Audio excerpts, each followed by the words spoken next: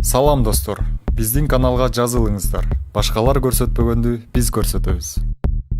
Урматтуу достор, бүгүн Соқлық райондук сотунда Соқлық райондук сотунун судьясы Жумашев тарабынан мурдагы өкмөттүн мүчөсү Бакыт Шаршемиевдин менин дарегиме жазган доо арызы каралып, чечим чыгыптыр. Ага ылайык мен утулду деп табылып, же болбосо айыппул салыныптыр. Мага 25 000 сом айыппул салыптыр. Эми ушул оомат ооп калган дооматкер жөнүндө бир эки сөз айтып кетейин. Эсиңиздерде бар чыгар, ушул Бакыт Шаршемиевдин Республикасынын өкмөтүнүн мүчөсүнө көрсөтүп жатканда мен ошол кезде азыркы өкмөт башчыга айттым эле, 8 кылмыш иши бар адамды ушундай жооптуу, ары кооптуу жумушка койгонго канчалык негиз бар деп айткам. Мына ошол сөзүм үчүн менин ар намысыма шек келтирди. Мага анча кылмыш иши козголгон эмес, Момеков мен жаманатты кыл деп 1 миллион сомго доо арыз жазган. 1 жылдан бери териштирүү иштери чыгып, мына бүгүн ошол сот этегине чыгыптыр.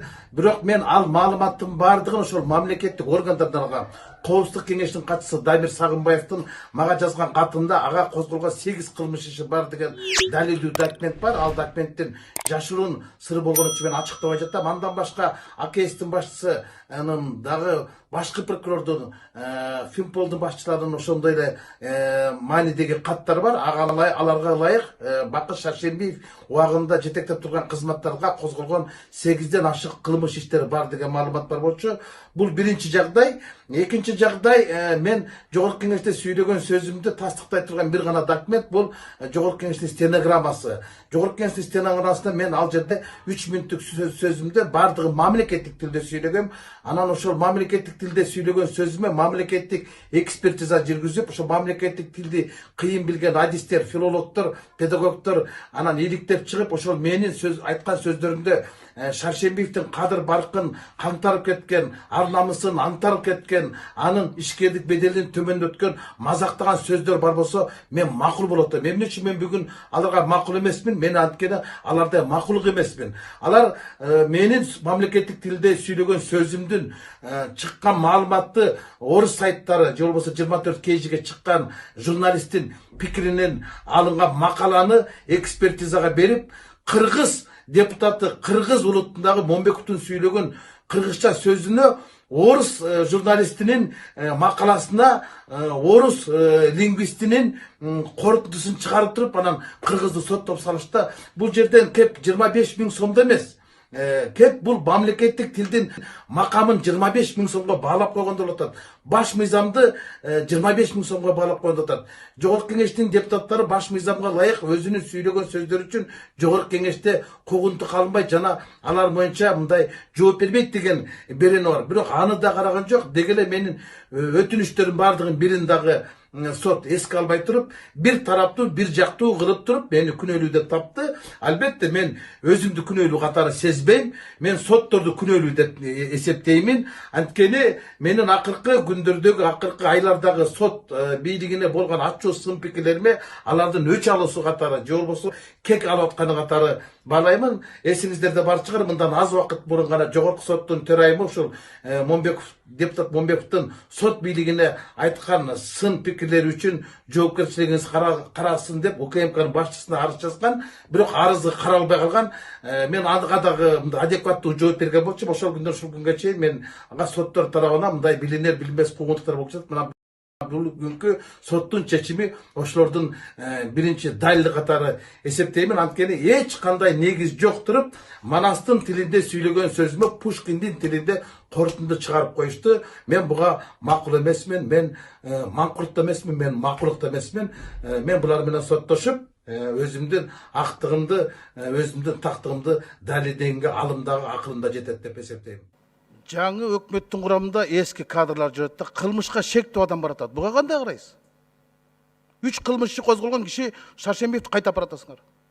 Эми бул боюнча мындай ушак айың сөздөр бар. Азыр өзү айтып берсин эмне болгонун. Мен ага ишенбейм. Себеби дегенде биз мурунку мен иштеген өкмөттө турганда эң чоң жумушту аткарган ушул киши. Коммуникация тармагында мына өзүңүз комиссия менен да барып телеком тармагын текшердиңиздер. Ошол жерде эң көп коррупциялык механизмдер дагы эле бар. Мына ошол киши ошол баарын айтам, ачык айтам деп атып, анан башка каршылаштар менен арыз жаздырышып ошондой бир иштер болгон да. Азыр эми өзү айтып берсин эмне болгонун. Жогорку кеңештин токтому бар, премьер-министрге тапшырылган рассмотреть соответствие деген. Козголбой турган сөз эле козголуп кетти өзү эле депчи. Мен дагы ушул коопсуздук шаар долбоору боюнча бир аз кобурап анан сиздерди кодулап коеюн дедим да. Эмне үчүн бир жылга жетпеген убакытта коопсуз шаар деген тендер 2 жолу сырып болду. Мындайча айтканда өкмөт эл алдында 2 жол шылдың болду дегенди билдирет. Эмне үчүн 7 жылдан бери бул коопсуз шаар долбоор ишке ашпай келет. Бул эч нерсе жок. Бунун секрети жок. Бул жемкорлук. Эми бул тендер деп атпайбы? Эми тендер деген сөз орусча термин да. Тендердин кыргызча тергелиши тең бер да. Бергендер теңин бер дейт, алгандар кемин беребиз дейт. Ошентип эле келише албай эки ортодо элге шылдың болдук да. Мына мен кече тармактык комитет карап буну эмки жумага өкмөттүн отчетун угабыз деди. Чечим кабыл алды комитет. Эмки жумада дагы мен көп нерселерди айтам бул коопсуз шаардын күнгөй тескейи боюнча. Мен бир талабын айтайын да. Акыркы тендер эмне үчүн акмакчылык болду? Ушу сиздер ушу өкмөттөр ат койгон жагынан да карасаңыздар да. Былтыркысы же быйылкысы жыл башында акылдуу шаар болчу. Мунусу коопсуз шаар. Акылдуу шаарыңар айнып кетти, коопсуз шаарыңар жоопсуз шаар болуп калды. Кыргызча эле башкача ат койсоңор болбойбу? Төрөлүк балага ат койбойт да. Анан бул тендерде мындай деп требование коюптур да, ушу жана мамлекеттик комитет технологиялар боюнчачы. 5 жылдын ичинде жанагы инвестор Vega концерн өзүнүн короткор коопсуз шаар коротко каражатын Кыргызстандан чыгарып кетет экен да. Аны мындай эсептешип коюптур биздин адистер. 5 жылдын ичинде 10 миллион штраф болот. Ошонун жармысын алабыз, жармысын силерге салабыз, жармысын биз алып калабыз. Анан 5 жылдан кийин силер кете берсеңер болот деп. Жылына 2 миллион штраф дейт.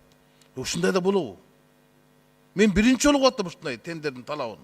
Бул деген мындай да, кыргызча айтканда, болочок бозулан жигитке болочок кайнатасы айтып атат, "Эй, сен менин кызымды алып бер. Мен кызым мыкты, 5 жылда сага 5 эркек бала төрөп берет.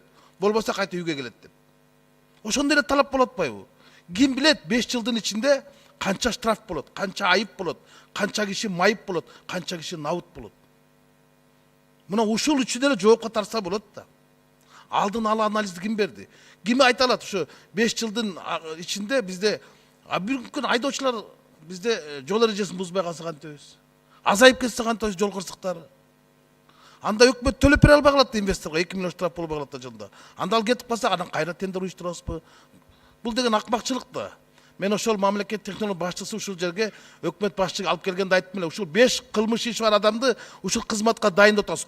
Кооптуу кызматка жооптуу эмес адамды дайындап атасыз дегенде өкмөт башчы өзү болушуп койгон жок. Ырыскелди Чилокович бул ушак деген. Мен азыр маалымат алдым. 9 кылмыш иши бар экен Бакыт Шаршембиевке. Мен жакында өкмөт башчыга да, өлкө башчыга да ошол козголгон кылмыштар боюнча маалыматты берем. 2 иш боюнча мен күбө болуп атам. Бир иш боюнча бул баягы санариптик теле берүү боюнча проект болгон. Ошол проекттин ичинде подрядчикке төлөмдөр болгон. 50 000 доллар төлөнгөн жалпы проект боюнча бул 54 станция передатчик болгон, монтаж кылынган, андан тышкары биздин техникалык адистер окуудан өткөн. Ошол иш боюнча, ошол иш тергөө 10 айдан бери болуп атат, азыркы убакытта токтолгон. Экинчи иш болсо бул алардын маалыматы боюнча Кыргызтелеком, мен Кыргызтелекомдо иштеп жүргөн кезде волоконный кабелди саткан боюнча, бирок эч кандай сатуу болгон эмес. Бул жерде 50% куруу боюнча сөздөр жана соглашение келишим түзүлгөн. Ошол келишим боюнча Кыргызтелеком бир да тыйын коротпой, ошол кабелдин ичинде 2 жылга өзүнө алып, ошо менен азыркы убакта иштеп атат Нарын областы.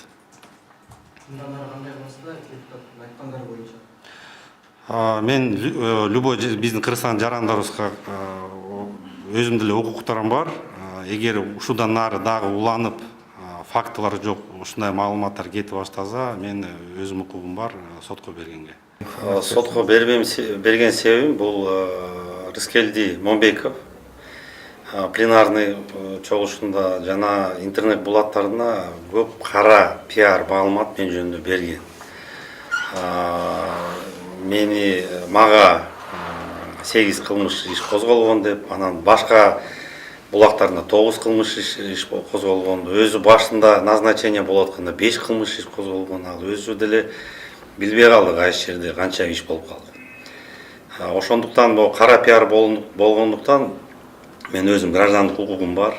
Ар намысын коргоонго ошондуктан мен сотко бердим. Мен коопсуз шаар эмне үчүн жоопсуз шаар деген долбоорго айланып калды. Ошол коопсуз шаар долбоорун ким аткарыш керек эле? Ошонун жооптуу иши жөнүндө, кооптуу иши жөнүндө айттым. Эмне үчүн быйылкы жылдын башында акылдуу шаар деген долбоор болгон. Анын башында дагы мамлекеттик байланыш агенттиги болгон. Ал кезде башка жетекчи болчу. Андан кийин өкмөт алмашып кетип, акылдуу шаарды менен барбай кайта бир коопсуз шаар деген долбоорду алып барып, анан кайта ушу мамлекеттик технологиялар комитетине жүктөп койду. Мен ошондо эле өкмөт башчыга айткам, мыного сиз алып келген киши жөнүндө бир 5 кылмыш иши бар деген шек бар. Мен десем, жок, Рыскелди Ченекович бул ушак. Бул жөн эле ушак, бул бала ошо бардыгын билет деп кийин ушуга коопсуз шаарды тапшырманы берди. 13-июлда Мухаммед Калы Дүйшекович айтты, эгерде коопсуз шаар долбоору ишке киришпесе, Керт башман ошолор жооп берет деди. 23 мен карап чыктым, 23-июлда дагы айтты, мен ошолорго айттым, Грузияга барып келдим, ошолордун коопсуз шаар боюнча долбоорун карап чыгып туруп, киргизгиле деди эле. Бул тармакка жооптуу болуп туруп Кубатбек Алчевич Боронов дайындалды. Ал айтты, эгер биз сентябрда ишке киргизе албасак, жооп беребиз дешти. А бүгүн кирген жок, жооп эч ким берген жок. Мына ушуну айттым. Анан экинчи бир маселе бул жанагы бүгүнкү күндөгү Бакыт Шаршембиевке козголгон кылмыш иштерин болуп турат да. Мен Жогорку Кеңештин тармактык комитетинде жумуш топ түздүм. Ошол Кыргыз Телеком, РПО-РМТР, байланыш агенттиги, маалымат технологиялары боюнча комитетте иштеп аткан мамлекеттик органдардагы козголгон кылмыштар боюнча маалыматтарды алдым эле. Ошонун алкагында мага биринчи катты Кыргыз Республикасынын башкы прокуратурасы жолдоду. Мына мен катты көргөзүп кетейин. Уважаемый Рыскелди Ченебекович, уголовный номер 1 деп туруп, ар бир козголгон кылмыш иши жөнүндө негизги нерселерди айтты. Кол коюп атат с уважением первый заместитель генерального прокурора Нурлан Дардаңов дейт. Мындан ошол козголгон кылмыштар жөнүндө кенен маалымат алдым. Бул жерде Бакыт Шаршембиевдин ошол козголгон кылмыштардын түздөн түз тиешеси болбосо да кыйыл түрдө тиешелер бар. Көп иштерде буга айып тагылбаса дагы айып тагыла турган беренелер бар. Ал боюнча тергөө иштер турат. Көп иштер кайсы бир нерселердин негизинде токтотулуп турат. Бирок толугу менен ошол кылмыштар жөнүндө маалымат бар. Экинчи маалыматты мага Кыргыз Республикасынын өкмөтүнө караштуу экономикалык кылмышка каршы күрөш боюнча мамлекеттик кызмат финансовый заместитель председателя Жамгырчиев дейт.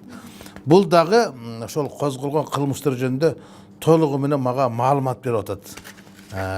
Нур Телеком, Альфа Телеком боюнча справка по уголовному деп ар бир козголгон кылмыштар боюнча берди. Мен ушулардын баардыгын карап көрдүм да, анын бул иштерге тиешеси бар экенин табыштым.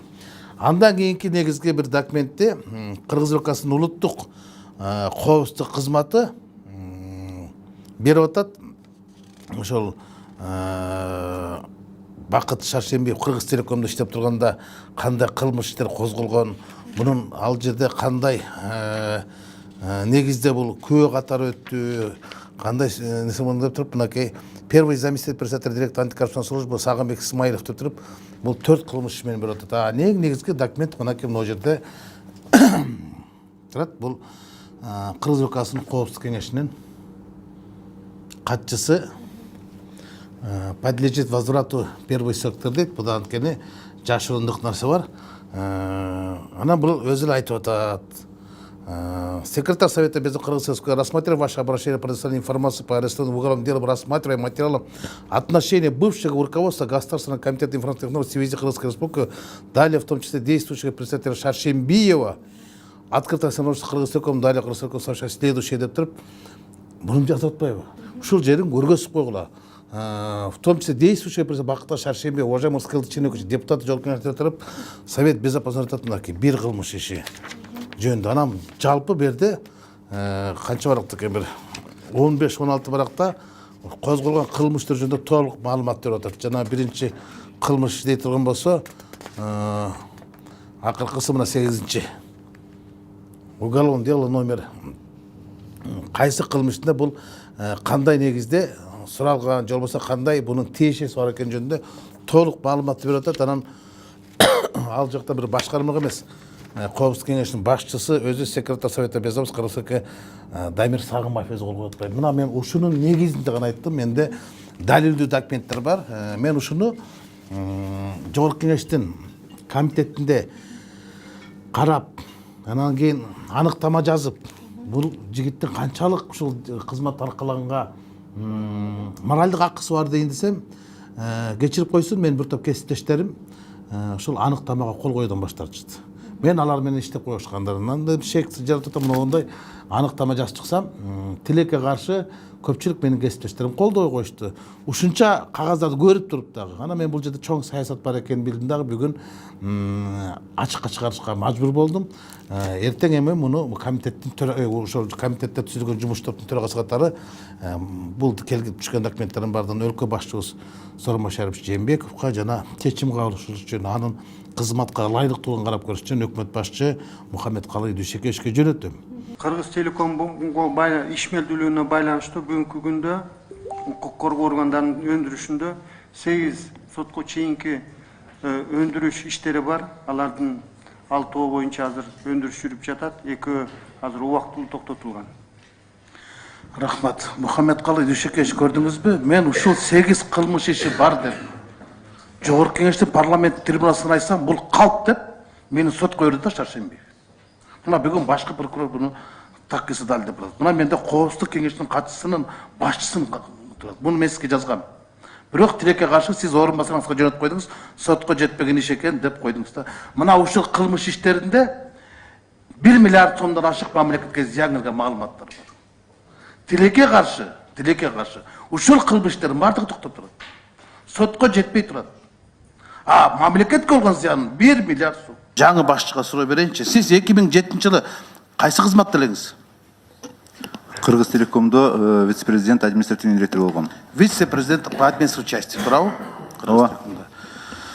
Ошол кезде Кыргызтелеком өздөрүнүн базасы бар болчу. Барачного типа по адресу Бишкек, улица Скрябина, 45. Жер аянты 1 гектар 28 сотық. Сатылған басы 5 миллион сом. Кимге?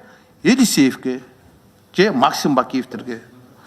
2007-жылы айтып атпай, бул вице-президент болуш деген ушу Кыргызтелекомдо. Бул боюнча кылмыш козголгон башкы прокурор тарабынан, бирок этегине чыккан эмес. Урматтуу башкы прокурордун орун басары.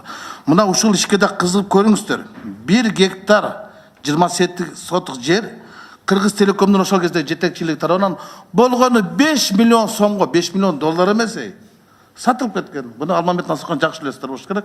Бул боюнча парламенттик комиссия дейликтеп чыккан, бирок сотко жетпеген иш соода менен бүткөн иш дегенде бул иш дагы негедир токтоп турат. Ошол эле жылдары 2007-жылы Кыргызтелеком тарабынан 10 миллион 982 миң долларга сатып алышкан булар оборудование Huawei'ден.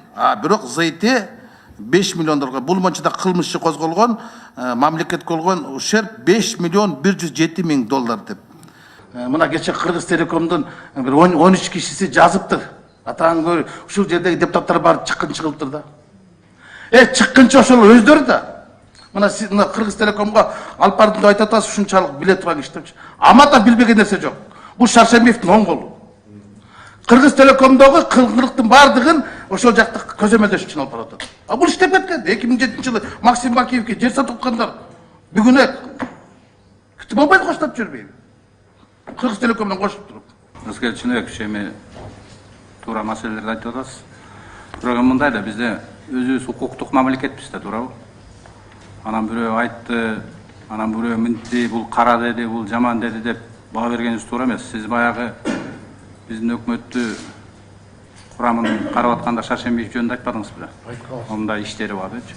Бирок мен териштиргенде эми юристтер түшүнөт бу жердечи. Факты боюнча козголгон болсо, аяна чыгарыш керек. Ошол фактыдан жүрүп отуруп, анан кийин бир жеке жак чыгат да. Ошол фактыга ким алып келген? Эгер Шаршембиев ошондой десе, Аматовду ошол фактыларга алып келген, телеком саткан. Мен жанагы 1 гектар жерди да сизден угуп атам, анда териштирели азыр. Кандай? Да.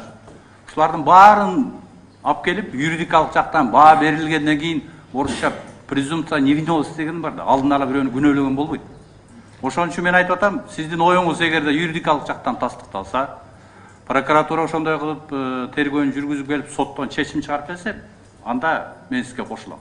Чакалайдын чак түшүндө 345 миллион сом акчаны уурдап атса, анан биз ушундай улуу айда айткан уят деп унчукпай отура берсек, биздин өзүбүздү уурдап кетиши мүмкүн да. Эми парламенттик комиссияга отпой, парламенттик комиссияга чейин депутаттык ушул жерде мен сүйлөп, транспорт комитетинде комиссия түзүлгөн. Аны мен жетектегем. Ошол кезде менин кесиптештерим колдобой койгон, кол койбой койгон. Кыргыз Телекомдун ичиндеги кыңыр иштери боюнча мен аныктама жазып чыксам, эч ким көңүл бербей койгон болчу. Ал жерде 8 кылмыш иши бар деп Коопсуздук кеңешинин башчысы Дамир Сагынбаев мага жазса, мен ошону ушул жерден айтсам, мени алдамчы кылып, тигини жалганчы кылып сотко берип, бүгүн мен соттошуп жүрөм. А 8 кылмыш иши сотко өтпөй турат. Мына ошол жерде КТ Мобайл да бар болчу, арда Актел да бар болчу. Ошол жерде сатылган жыштыктар миллиардтаган акчага деген мандемдер бар болчу. Мамлекеттин Коопсуздук кеңешинин катчысы мага жазып атат. 8 кылмыш иши жөнүндө. Мен ошону ушул жерде айттым. Буну өкмөт башчы да билет. Мен ага жазсам, рассмотреть соответствие занимаемой должности Бакыт Ашаршемов десем, ал Боронов мага жазыптыр да, сотко өтпөптүр иштепчи. Эми сотко өтпөсө ким күнөөлүү? А бирок 8 кылмыш иши бар экен ачыкталып атпайбы? Аны Коопсуздук кеңеши башчысы, башкы прокурордун орун басары, АКСтин башчысы мага жазып атат да.